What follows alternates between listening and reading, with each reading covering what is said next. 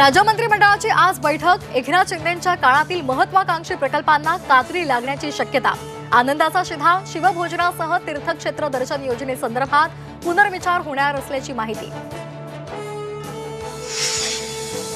तानाजी सावंतांचा मुलगा ऋषिराज सावंत परतला।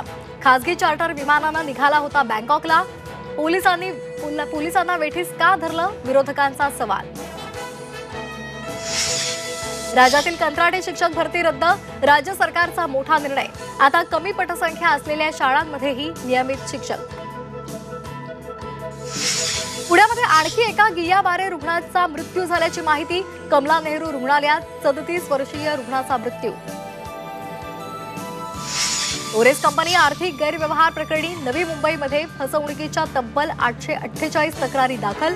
गुंतवणूकदारांची 11 कोटी 14 लाखांची फसवणूक। आतापर्यंत 4 अटक, 3 बँक खाती गोठवली। औषधांच्या दर्जासंदर्भात प्रश्नचिन्ह। 2 वर्षात तपासलेल्या 22,000 8 औषधं कमी दर्जाची असल्याचं उघड। अद्याप 1,616 औषधांच्या नमुन्यांचा अहवाल प्रलंबित। 12वीची परीक्षा आजपासून सुरू होणार। 15 लाख विद्यार्थी परीक्षा देणार। कॉपी बहादरांवर करडी नजर। सोन्याच्या दरात प्रतितोळा 2004 रुपयांची वाढ। सोनं 88,000च्या पार।